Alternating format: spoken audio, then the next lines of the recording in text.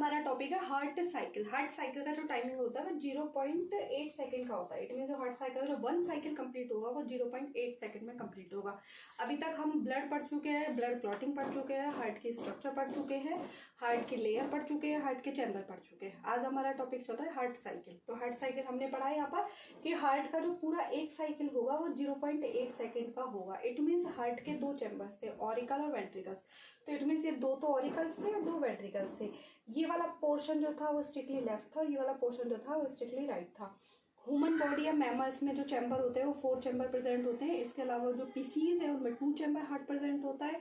इसके अलावा एम्फीबियन और रेप्टाइल्स में 3 चैम्बर हार्ट प्रेजेंट होता है। बट क्रोकोडाइल एक एक्सेप्शन है जिसके पास 4 चैम्बर हार्ट है, एज लाइक ह्यूमन और एज लाइक मैमल्स। ठीक है, तो अब यहाँ पर ये जो हार्ट का जो साइकिल स्टार्ट हुआ है ये क्या है, हमें ब्लड को फ्लो करना है। एक्चुअली हार्ट का cycle totally depend on flowing of blood है। तो ब्लड जो फ्लो होगा वो ऑरिकल्स में जाएगा, फिर वेंट्रिकल्स में जाएगा, फिर पूरी बॉडी में जाएगा। तो इस हार्ट साइकिल को हमने 2 पार्ट में डिवाइड किया है, सिस्टोल और डायस्टोल। सिस्टोल तो वो होगा जब कॉन्ट्रैक्शन होगा, क्या होगा, कॉन्ट्रैक्शन। और डायस्टोल वो होगा जब क्या होगा, रिलैक्सेशन होगा या फिर रेस्टिंग स्टेज होगा। इट मीन्स ये दोनों ऑरिकल्स ही सिस्टोल भी शो करेंगे, फिर कॉन्ट्रैक्शन के बाद यही ऑरिकल डायस्टोल शो करेंगे। सेम ऐसे ही वेंट्रिकल और सिस्टोल भी शो करेंगे और डायस्टोल भी शो करेंगे। अब इसको पूरे 0.8 सेकंड को हम कैसे डिवाइड करते हैं। सबसे पहले एट्रियल जो ऑरिकल है ना ये ऊपर, ये एट्रियल क्या होगा, डायस्टोल होगा। इट मीन्स ये रेस्टिंग मूवमेंट में रहेगा। और जब ये रेस्टिंग मूवमेंट में रहेगा तो पल्मोनरी वेन जो कहाँ से आ रही है, लंग्स के पास से आ रही है। वेन जो होती है नॉर्मली डीऑक्सीजनेटेड ब्लड ट्रांसफर करती है और आर्टरी जो है वो ऑक्सीजनेटेड ब्लड ट्रांसफर करती है।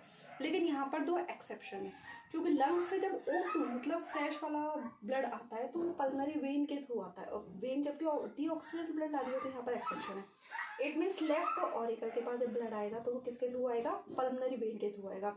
यहाँ पर पल्मोनरी वेन जो है वो ब्लड फ्लो कर रही है, ऑरिकल्स में ब्लड फ्लो हो रहा है। तो इट मीन्स ऑरिकल की जो वॉल्स है वो एकदम रेस्टिंग मोमेंट में है। सेम ऐसे ही राइट ऑरिकल्स में भी ब्लड आ रहा है। ये सुपीरियर वेना कावा और इन्फीरियर वेना कावा के थ्रू आ रहा है। यहाँ भी क्या हो रहा है, ब्लड फ्लो हो रहा है। लेकिन ये कौन सा ब्लड फ्लो हो रहा है, डीऑक्सीजनेटेड ब्लड फ्लो हो रहा है। इट मीन्स CO2 वाला।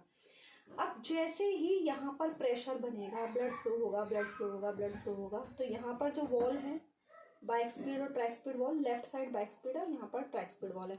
ये वॉल ओपन होंगे और ब्लड किस में आ जाएगा, वेंट्रिकल्स के पास।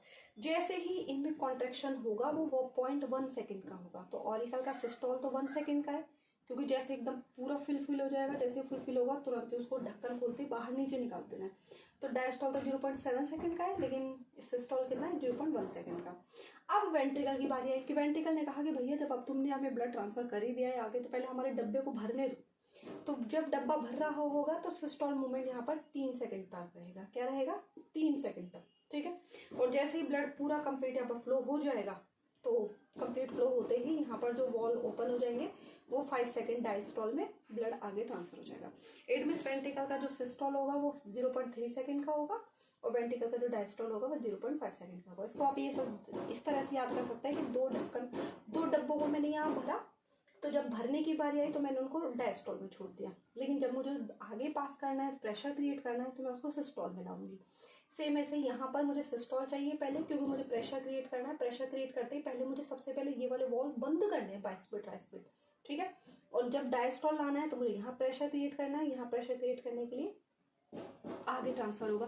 देखो यहाँ पर जो ब्लड आगे ट्रांसफर होगा ना वेंट्रिकल से, लेफ्ट वेंट्रिकल से तो O2 वाला ब्लड होगा जो होल बॉडी में ट्रांसफर होगा, और राइट वाले से CO2 वाला ब्लड ट्रांसफर होगा। तो यहाँ पर तो क्या प्रेजेंट होती है, अरोट्रा प्रेजेंट होती है, और यहाँ पर पल्मोनरी आर्टरी होती है जो ब्लड को लेकर जा रही होती है। हमने यहाँ पर वॉल दिखाए हैं, ये बाइक स्पीड और ट्रैक स्पीड वॉल है, लेकिन हमें यहाँ पर भी वॉल लगाने की नीड है कि कहीं ये वापस जो हम ब्लड भेज रहे हैं वो वापस हार्ट में ना आ जाए। हार्ट इतनी मेहनत कर रहा है, इतनी मसल्स यूज़ कर रहा है, लेकिन अगर वही ब्लड वापस आ जाएगा तो प्रॉब्लम होगी।